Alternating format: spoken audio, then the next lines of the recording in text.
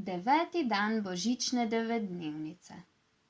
Zunaj se je že stemnilo in na cesti spet ni bilo nikogar več. Papa Panov je zagrnil zavese in naveličano sedel v svoj naslonjač. Očitno so bile le sanje. Jezus me ne bo obiskal, je žalostno zašepetal in zavzdihnil. Kar naenkrat se mu je zazdelo, da v sobi ni več sam. Ampak tokrat to niso bile sanje, saj je bil čisto buden. Najprej je pred sabo zagledal ljudi, ki jih je srečal ta dan.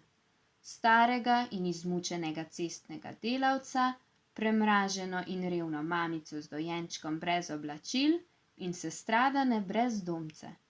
Vsak od njih mu je tiho zašepetal. Ali me nisi videl, Papa Panov? Kdo si?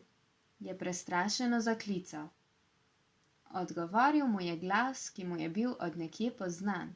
Iz sanj. Bil je Jezusov glas.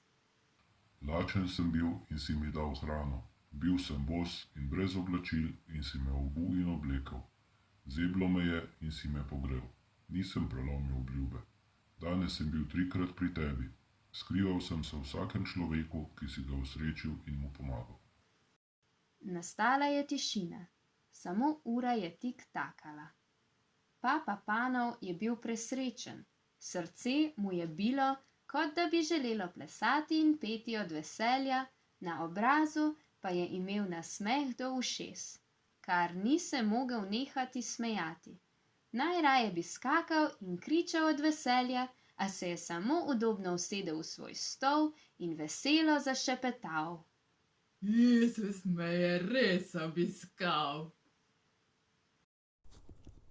V hvaležnosti, da smo dočakali božični dan, Jezusovo rojstvo, se zahvalimo Bogu Očetu in Materi Mariji. Zdrava Marija, milosti polna, Gospod je s teboj, blagoslovljena si med ženami in blagoslovljen je sad tvojega telesa Jezus. Sveta Marija, Mati Božja, prosi za nas grešnike, zdaj in ob naši smrtni uri. Amen. V imenu Očeta in Sina in Svetega Duha. Amen.